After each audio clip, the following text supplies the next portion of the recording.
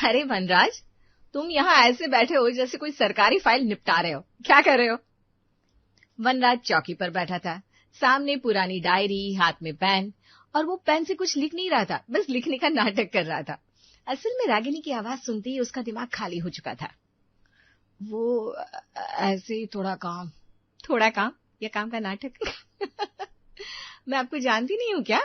मुझे आते देखा तो लग गए काम में। अरे देवर जी, मुझसे डर लगता है क्या? वनराज ने सिर झुका लिया, उसके कान लाल हो गए जैसे चोरी पकड़ी गई हो। नहीं भाभी, ऐसा कुछ नहीं है। तो फिर आंख में आंख डालकर बात क्यों नहीं कर रहा है? अरे शादी होने वाली है तुम्हारी, ऐसे ही शर्मा जाओगे तो बाद में क्या करोगे? वनराज ने कुर्सी से उठने की कोशिश की, फिर बैठ गया, जैसे उसके पैर भी शर्माने लगे हो। वो मतलब लो, फिर अटक गए। ऐसे तो तुम्हारी होने वाली बीवी बोलेगी और तुम सिर हिलाते रहोगे। और सिर हिलाना भी तब जब इजाजत मिले। सही कहा। अरे भाई, थोड़ा बोलना सीख ले। इतना भी क्या इंट्रोवर्ट होना। बीवियां ऐसे ही बोलने नहीं देती, और अगर तू बोलेगा नहीं फिर तो तेरी वाट पक्की है। क्या बोले? अरे कुछ नहीं, तुम अपने देवर पर ध्यान दो। चलो चलो चलो। आप लोग ऐसे मत बोलो ना। देखो फिर वही। अरे कम से कम थोड़ा तेज तो बोलो। तभी गौरव और वनराज की माँ रामकली वहां आई। क्या तमाशा लगा रखा है? अरे मेरा बेटा सीधा है तो इसमें बुराई क्या है? अम्मा, हम तो बस इसकी ट्रेनिंग कर रहे हैं। अरे रहने दो ट्रेनिंग, चैन से सांस लेने दो। अच्छा बाबा, हम कुछ नहीं कह रहे। घर में वनराज की शादी की तैयारियों का ऐसा हलचल भरा माहौल था जैसे दिवाली और ईद एक साथ आ गए हो।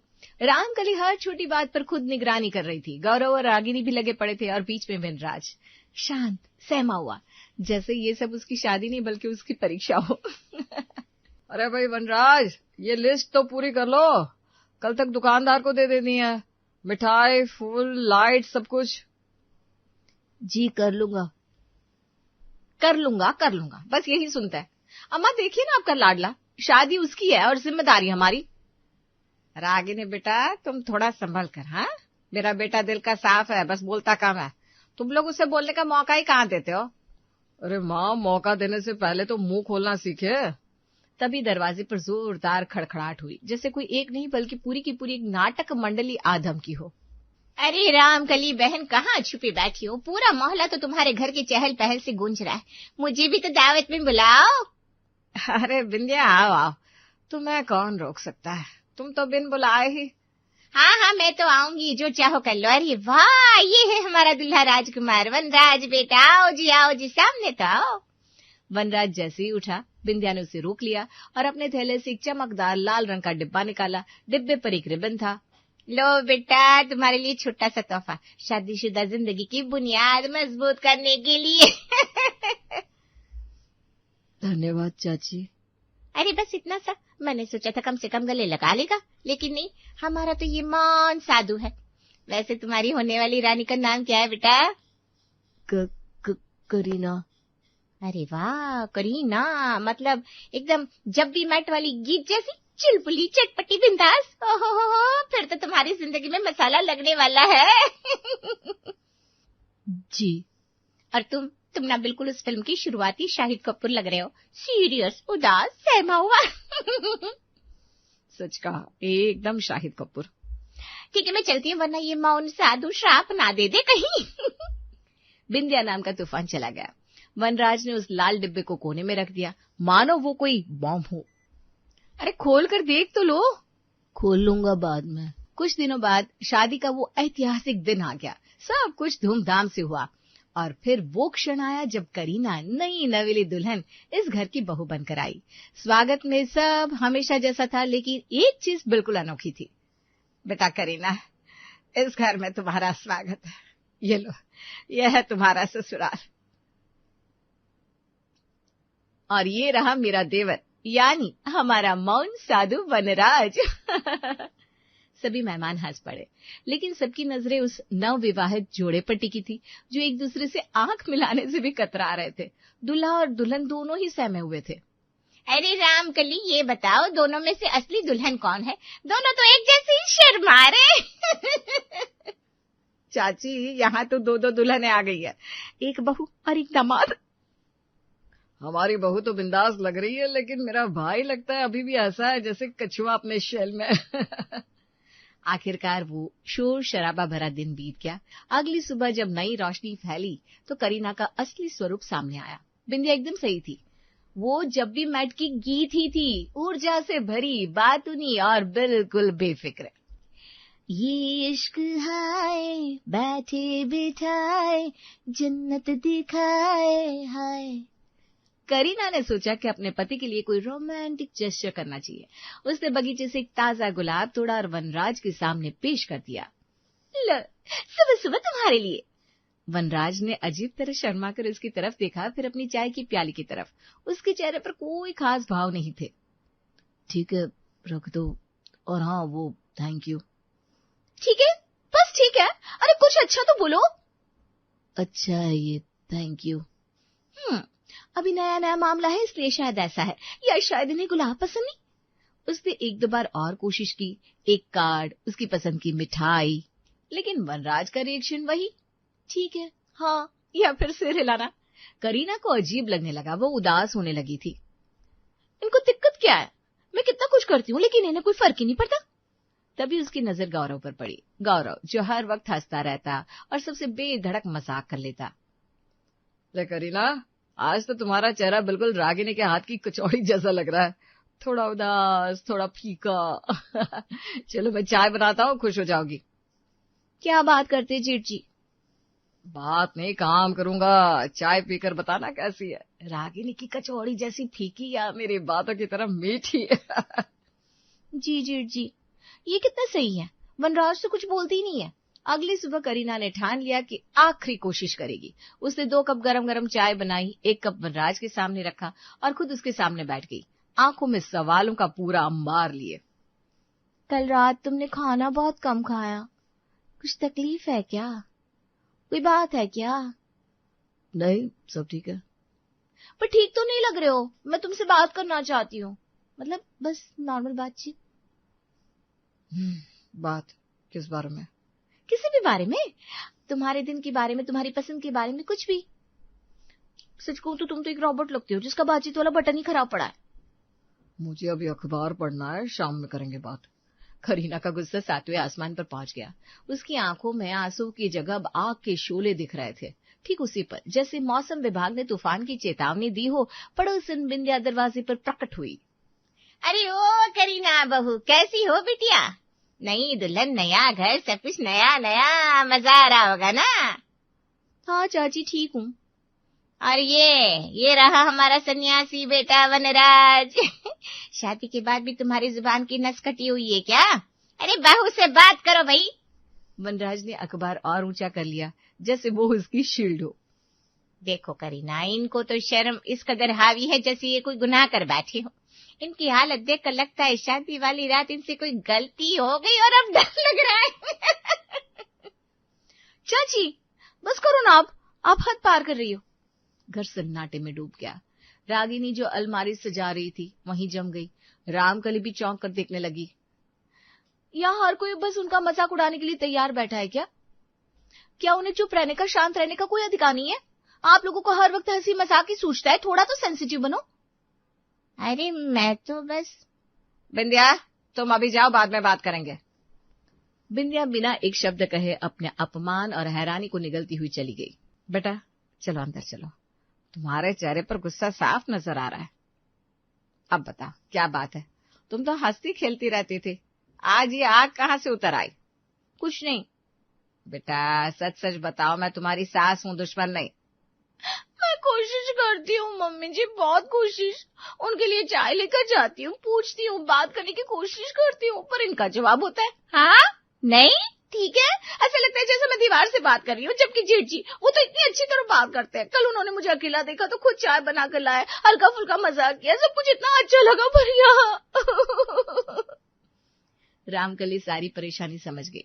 उसने करीना के कंधों पर हाथ रखा और प्यार से कहा, बेटा सुनो, मेरे दोनों बेटे एक दूसरे के बिल्कुल उल्टे हैं।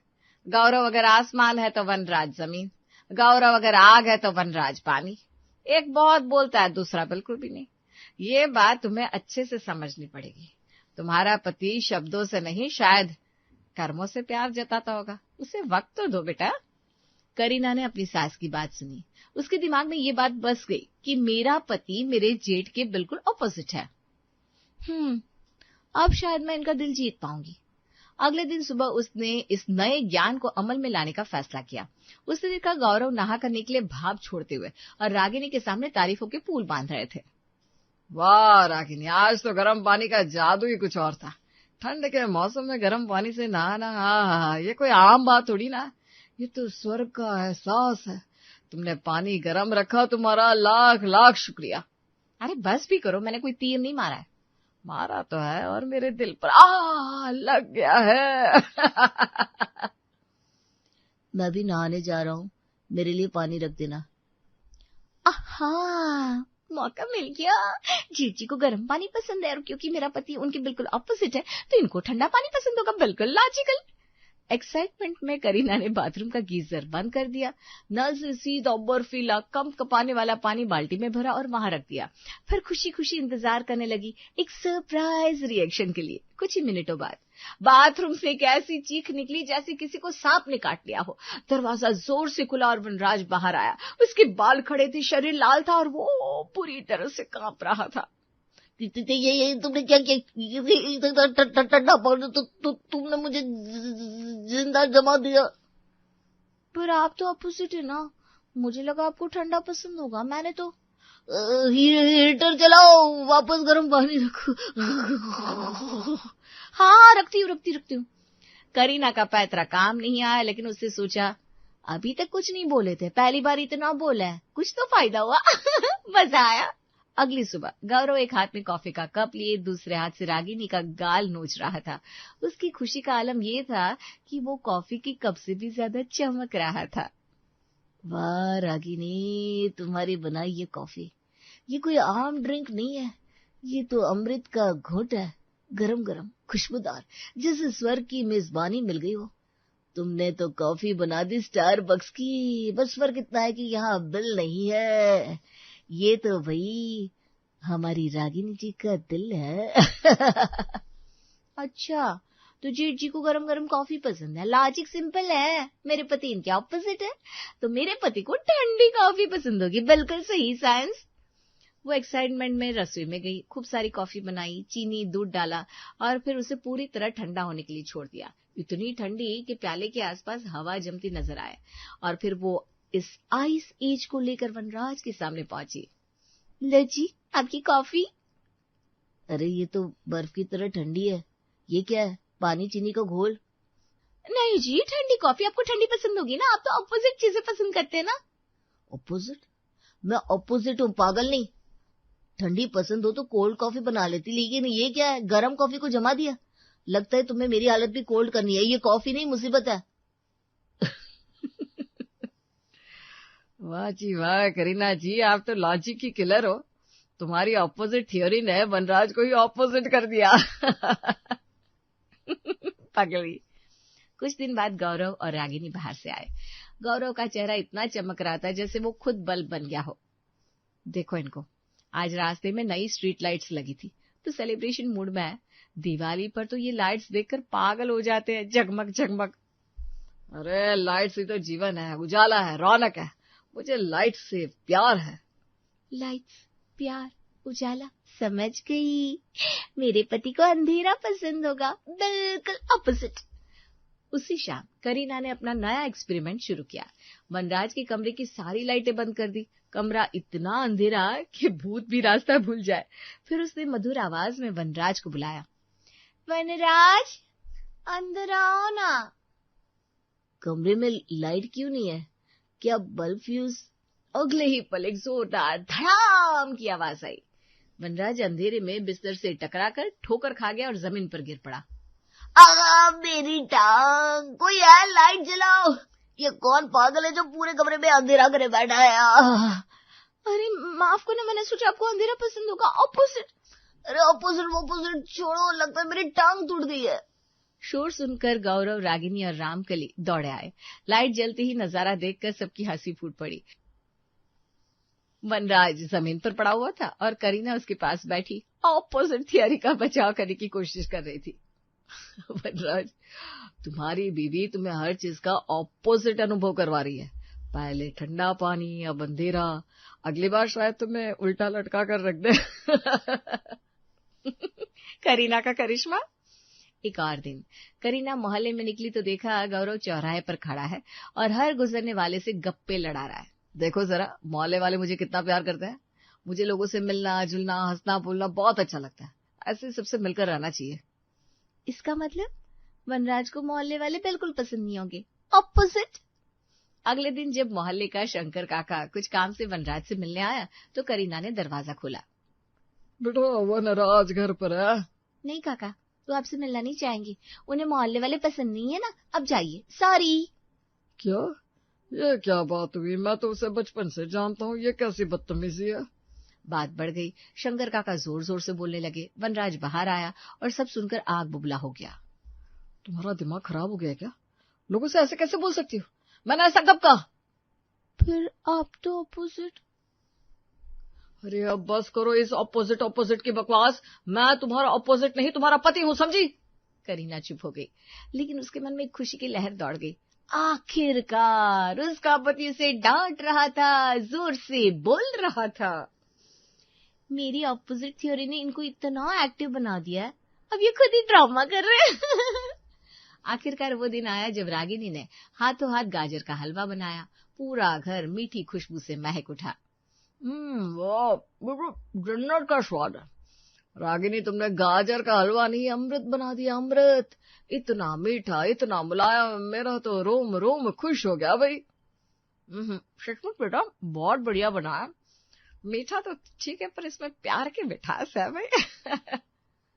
हाँ, अच्छा है। गाजर का हलवा मीठा सबको पसंद आया तो लॉजिक क्लियर है, मेरे पति को कुछ तीखा पसंद होगा, कुछ ऐसा जो बिल्कुल उल्टा हो, जैसे मूली का हलवा। हाँ, यही तो परफेक्ट ऑपोजिट है। अगले दिन करीना ने रसोई पर कब्जा कर लिया। उसने गाजर की जगह सफेद मूलियां घीसी, उन्हें घी में भुना और चीनी की जगह नमक और मिर्च डाल दी। एक अजीबोगरीब भूरा सा पेस्ट तैयार हो गया, जिसकी गंध से रसोई भी तड़प उठी। जब वो इस स्पेशल डेजर्ट को लेकर आई तो सबकी निगाहें थाली पर जम गई। ये क्या है? ये रंग तो गाजर के हलवे जैसा नहीं लग रहा। ये एक सरप्राइज है, खास तौर पर वनराज जी के लिए। इसमें ऐसी क्या खास बात है? अरे आप खाइए तो। वनराज ने एक छोटा चमचा भरकर मुंह में डाला। अगले ही पल उसके चेहरे का रंग बदलने लगा, आंखें फैल गई, गाल फूल गए और वो एक ऐसी अजीब आवाज निकालने लगा जो इसके बीच की कोई आवाज थी। ये क्या? ये तो नमकीन और मिर्चीली मुल्तानी मिट्टी लग रही है, इसमें मीठा कुछ भी नहीं है। क्योंकि ये है मूली का हलवा। गाजर का हलवा मीठा था ना, तो आपके लिए ऑपोजिट तीखा है ना, बढ़िया आइडिया। एक पल के लिए पूरा कमरा सन्नाटे में डूब गया। फिर वनराज ने गहरी सांस ली। करीना सुनो, ऑपोजिट होने का मतलब ये नहीं कि मैं हर चीज का उल्टा करूंगा। बाकी लोग जिंदा है तो क्या मैं मर जाऊं? बाकी लोग खाते हैं तो क्या मैं उल्टी करूं? ऐसी थ्योरी नहीं चलती। मुझे बस शांत रहना, कम बोलना पसंद है, पर मेरे स्वाद के साथ ये खिलवाड़ भगवान की खातिर बंद करो। तो आप ये सब मेरी वजह से बोल रहे हैं, इतना लंबा स्पीच? हाँ, क्योंकि तुम मेरी पत्नी हो और तुम्हारे लिए बोल रहा हूँ। तो ठीक है ना, अगर आप ये ऑपोजिट वाला पागलपन छोड़ने के लिए इतना बोल सकते हैं तो मैं ये एक्सपेरिमेंट छोड़ देती हूँ। डील? डील, पर एक शर्त है। क्या? आज रात मेरे लिए गाजर का हलवा बनाओ, असली वाला, मीठा वाला, और मैं खाऊंगा तुम्हारे सामने। ये हुई ना बात। बस इसके बाद से सब ठीक हो गया। करीना और वनराज दोनों सुधर गए और घर वाले शांति में आ गए। जानकी के घर से सब्जी मंडी थोड़ी ही दूर पर था, इसलिए जानकी अपनी दोनों बहुओं श्रेया और माही से रोज मंडी से सुबह की ताजी सब्जी लाने को कहती। उस दिन भी श्रेया और माही सब्जी लाने के लिए मंडी जाती हैं, लेकिन उन्हें मंडी से आने में काफी वक्त लग जाता है। नकुल और ध्रुव ऑफिस जाने की तैयारी कर रहे होते हैं। माँ, आज हमें नाश्ता मिलेगा या नहीं? ऐसा लगता तो नहीं है, सुबह की चाय तो मिली नहीं। पता नहीं श्रेया और माही आज कहाँ रह गई। अब तक तो दोनों सब्जी लेकर आ जाती थी। 8 बज गए हैं, अब तक तो दोनों नाश्ता बनाकर तैयार कर देती थी। आज दोनों का कुछ पता ही नहीं है। सब्जी मंडी तो यहीं पर है, सब्जी लाने में इतनी देरी तो नहीं होती थी। कहीं दोनों किसी मुसीबत में तो नहीं पड़ गई? तुमसे कितनी बार कहा है कि हफ्ते भर की सब्जियां एक ही बार मंगवा कर रख लो, लेकिन तुम्हें तो रोज ताजी सब्जी चाहिए। हफ्ते भर की सब्जियां इकट्ठी लाकर रखने से सब्जियां खराब होने लगती हैं। और कौन सा उन्हें दूर जाना होता है? हमारे घर से सब्जी मंडी बस 5 मिनट का रास्ता है। मैंने जब तक खाना बनाया है आप लोगों को ताजी सब्जी ही खिलाई है। तभी सब्जी का झोला लिए श्रेया और माही हाँफते हुए घर में एंट्री करती हैं। मम्मी जी, पापा जी। आराम से बहू, अब पहले बैठ जा, सांस तो ले ले। श्रेया और माही सोफे पर बैठ जाती हैं। क्या बताऊं मम्मी जी, अब सब्जी मंडी हमारे घर के पास नहीं रहा। सब्जी मंडी घर के पास नहीं रहा? हाँ मम्मी जी, सब्जी मंडी हमारे घर से बहुत दूर चला गया है। हमें घर से पैदल मंडी तक जाने में 1 घंटा लग गया। उसके बाद हमने वहाँ सब्जियाँ खरीदी और फिर वहाँ से लौटने में 1 घंटा और लग गया। इतनी दूर पैदल चलकर हम दोनों सब्जियाँ लेकर आई हैं। अब इसमें वक्त तो लगता है ना मम्मी जी। ये जानकी, दोनों बहुएं इतनी दूर से पैदल चलकर आ रही हैं, इन्हें पानी पिलाओ। जानकी श्रेया और माही को पानी लाकर देती है। दोनों पानी पीती हैं। थैंक यू मम्मी जी, हम दोनों को सच में बहुत प्यास लगी थी। मम्मी जी आप चिंता मत कीजिए, हम दोनों अभी ब्रेकफास्ट बना देंगे। अब हमारे लिए कुछ मत बनाना, हम दोनों ऑफिस जा रहे हैं। अरे आप दोनों ऐसे कैसे ऑफिस जा रहे हैं? नाश्ता तो करके जाइए। घड़ी देखा है तुमने? कितना वक्त हो रहा है, 9 बजने वाले हैं। ओहो, आज तो बहुत देर हो गई। हम दोनों ऑफिस में कुछ खा लेंगे। नकुल और ध्रुव बिना नाश्ता किए बिना लंच लिए ऑफिस के लिए निकल जाते हैं। मम्मी जी, पापा जी, मैं आप दोनों के लिए चाय बना देती हूँ। कोई बात नहीं बहू, चाय आराम से बना देना, अब देर तो हो ही गई है, थोड़ी देर और सही। श्रेया और माही अपने अपने कमरे में जाकर बेड पर लेट जाती हैं। आज तो बड़ा मजा आया। सब्जी लाने के बहाने कई दिनों के बाद सहेलियों से मिलना हो गया। उधर माही अपने कमरे में लेटी लेटी सोच रही होती है। सुबह सुबह मूड फ्रेश हो गया यार। इसी तरह रोज सुबह गप्पे मारने को मिले तो दिन ही बन जाए। दोनों बहुएं सुस्ताकर थोड़ी देर के बाद अपने कमरे से बाहर आती हैं और 9:30 बजे सुबह की चाय बनाती हैं। 9:30 बजे सुबह की चाय मिली है, न जाने नाश्ता कब मिलेगा। जानकी, तुम तो देख ही रही हो ना, दोनों बहुएं सब्जी लाने में ही थक गई हैं। अब दोनों को आराम भी तो चाहिए, मिल जाएगा नाश्ता भी, कौन सा हम भागे जा रहे हैं। श्रेया और माही नाश्ता बनाकर दिन के 11 बजे सास ससुर को नाश्ता देती हैं। बासी घर में नाश्ता नहीं करना चाहिए। आज घर में झाड़ू भी नहीं लगा। रोज सुबह 8 बजे घर की सफाई हो जाया करती थी। मम्मी जी, हम दोनों भी घर की सफाई कर देंगे, आप तब तक नाश्ता कीजिए। दिन के 11 बजे सभी लोग नाश्ता करते हैं, जिसके बाद श्रेया घर में झाड़ू करती है और माही पोछा, और घर के सारे काम देर से होते हैं। दरअसल जो सब्जी मंडी घर के पास था वो घर से बस थोड़ी ही दूर पर शिफ्ट हो गया था, लेकिन श्रेया और माही घर में झूठ बोल देती हैं कि सब्जी मंडी घर से बहुत दूर चला गया है। दोनों सब्जी लेकर घर आने में 2 घंटे का वक्त लगा देती हैं, और इन 2 घंटों में दोनों क्या क्या करती हैं ये हम आगे देखेंगे। अगले दिन दोनों बहुएं सुबह सुबह 6 बजे सब्जी लाने के लिए घर से निकल जाती हैं। दोनों मंडी पहुंचती हैं और सब्जी खरीदती हैं। श्रेया भाभी, अभी तो 6:30 बजे हैं, अभी घर चलोगी क्या? ना, इतनी जल्दी घर जाकर क्या करेंगे? हमने तो घर में बता ही दिया है कि मंडी घर से बहुत दूर है, अभी हमारे पास बहुत वक्त है। दोनों बातें करती हुई टहल रही होती हैं। तभी माही की नजर सामने लगी बोर्ड पर जाती है। योगा क्लासेस, एनुअल डिस्काउंट सिर्फ 1200 रुपए में पूरे महीने योगा सीखें और फिट रहें। भाभी, मुझे तो टाइम पास का अच्छा जरिया मिल गया। मेरा टाइम पास भी हो जाएगा और मैं खुद को फिट भी रख पाऊंगी। तू ऐसा क्या करने वाली है? वो सामने देखिए, सिर्फ 1200 रुपए में पूरे 1 महीने तक योगा सिखा रहे हैं। मैं योगा क्लास ज्वाइन करने जा रही हूँ। ठीक है, तू योगा क्लास ज्वाइन कर ले।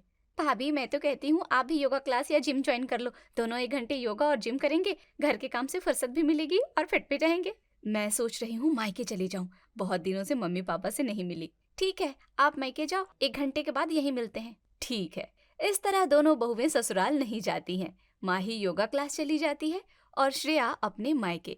मम्मी पापा, कैसे हैं आप लोग? अरे श्रेया बेटी, तू कितने दिनों के बाद तुझे हमारी याद आई, और ये तेरे हाथ में क्या है? क्या करूं मम्मी, घर के काम से फुर्सत ही नहीं मिलती। मंडी से सब्जी लेकर लौट रही थी तो सोचा आप लोगों से मिलती चलूं।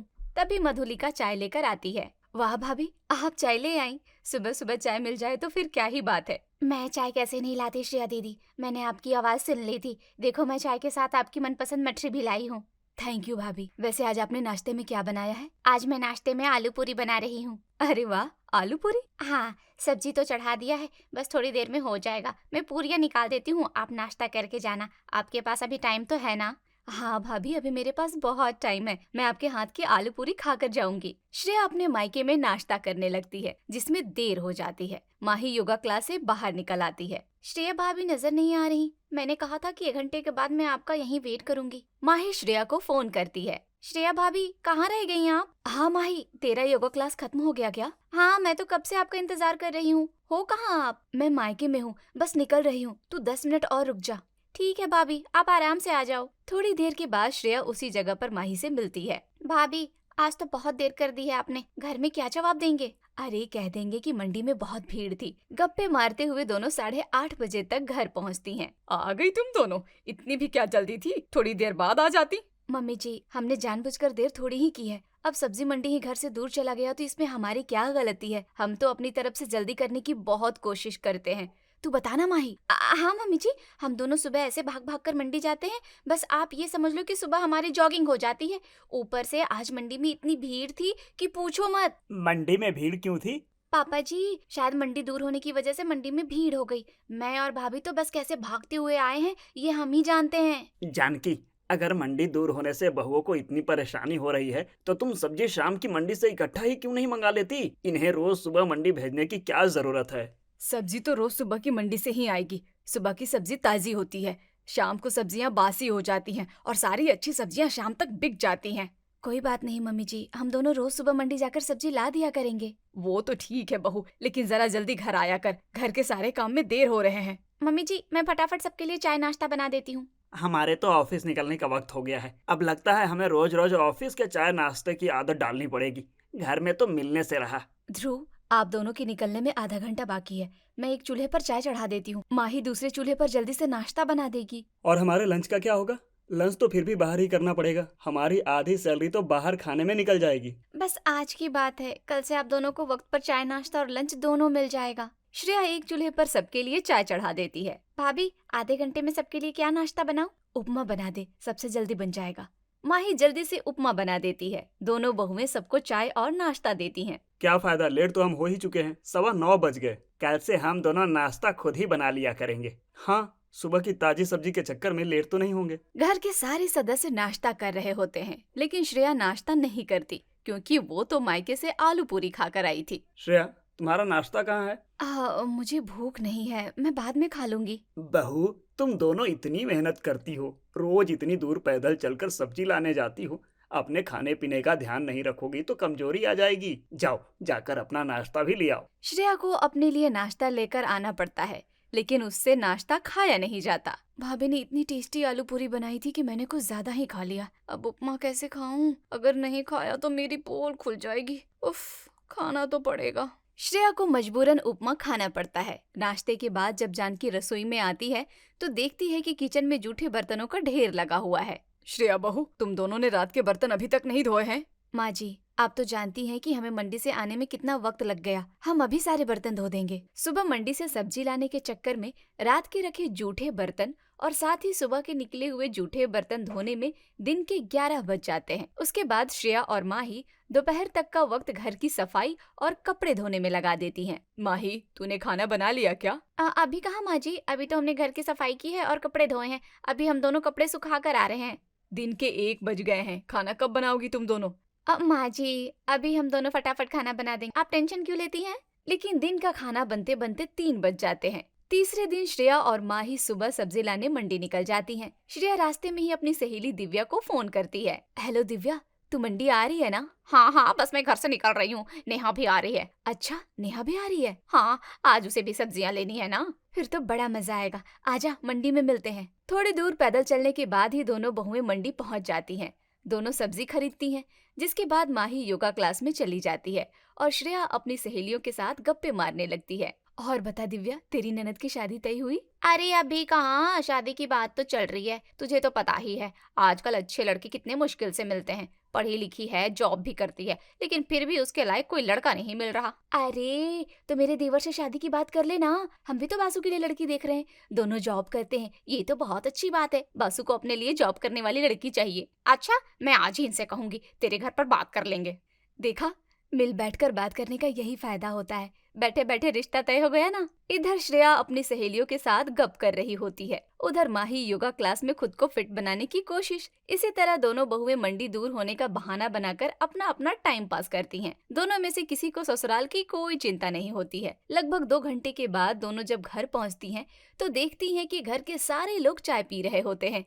सॉरी मम्मी जी, आज आपको चाय बनानी पड़ी। आपको तो पता है ना कि मंडी कितना दूर चला गया है। हाँ हाँ, हमें सब पता है कि मंडी बहुत दूर है और तुम दोनों भागते भागते जाती हो और भागते हुए आती हो। तुम दोनों को बहुत दूर पैदल चलकर जाना पड़ता है, जिस कारण तुम्हें घर आने में देरी हो जाती है। जी मम्मी जी। वैसे चाय मैंने बनाई है। हाँ, और हमने नाश्ता भी बना लिया है। हमें रोज रोज बाहर का नाश्ता नहीं करना। आप दोनों ने नाश्ता ही बना लिया, तो हम लंच तैयार कर देते हैं। चाय और नाश्ता तो बना बनाया मिल ही गया था। दोनों बहुएं लंच तैयार करने के लिए किचन में जाती हैं। श्रेया भाभी, लंच तैयार करने के लिए पहले रात के बर्तन धोने पड़ेंगे। तू जल्दी से कुकर धो दे, मैं कुकर में खिचड़ी चढ़ा दूंगी। माही कुकर धोती है और श्रेया लंच में खिचड़ी बनाकर दोनों भाइयों के डब्बे में पैक कर देती है। ये रहा आप दोनों का लंच। अच्छा, इतनी जल्दी बना भी दिया? वैसे क्या बनाया है? आज मैंने खिचड़ी बनाई है। खिचड़ी? हाँ, इतनी जल्दी में तो खिचड़ी ही बन सकती थी। क्या भाभी, इससे अच्छा तो हम बाहर ही खा लेते। दोनों भाई खिचड़ी लेकर ऑफिस चले जाते हैं। श्रेया और माही घर के दूसरे काम में लग जाती हैं। तभी घर में जानकी की सहेलियां आ जाती हैं। आओ आओ सुषमा, कल्पना, बैठो। बोलो क्या मंगवाऊं, चाय या कॉफी? तू रहने दे, हमें कुछ नहीं चाहिए। क्यों बहुओं को परेशान कर रही है? अरे इसमें परेशानी की क्या बात है? हाँ, देखो तो बेचारी दिन के 12 बजे घर में पोछा लगा रही हैं। कितना काम करवाएगी इनसे, इन्हें भी तो थोड़ा आराम दे। सुषमा की बात सुनकर जानकी को बहुत शर्मिंदगी महसूस होती है।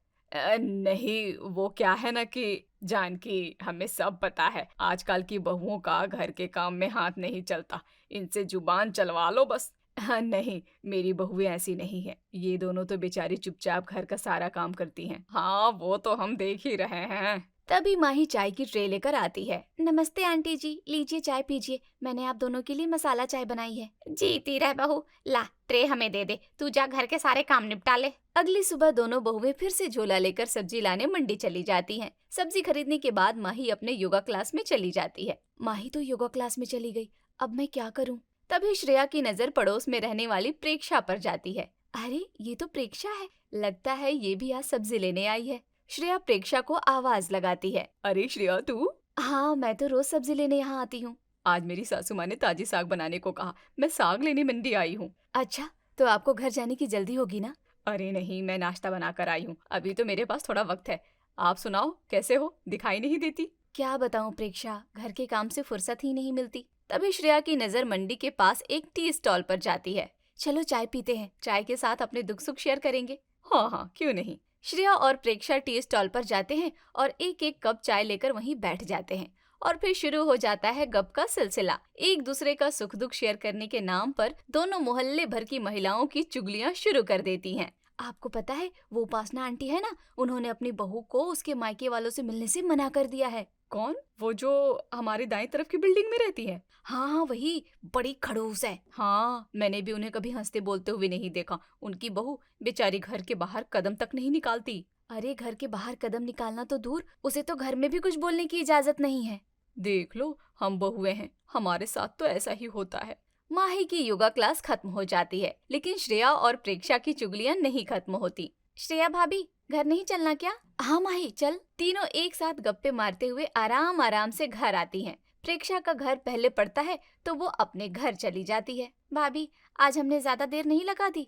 अरे कोई ना, नकुल और ध्रुव ने चाय नाश्ता बना ही लिया होगा। दोनों जब घर पहुंचती हैं तो देखती हैं कि सारे लोग चाय नाश्ता कर रहे होते हैं। हो गई शॉपिंग? माँ जी, हम तो सब्जी खरीदने गए थे। हाँ, मैं तो भूल ही गई थी, सब्जी मंडी बहुत दूर चली गई है। जानकी बहुत शब्द को थोड़ा खींच कर बोलती है।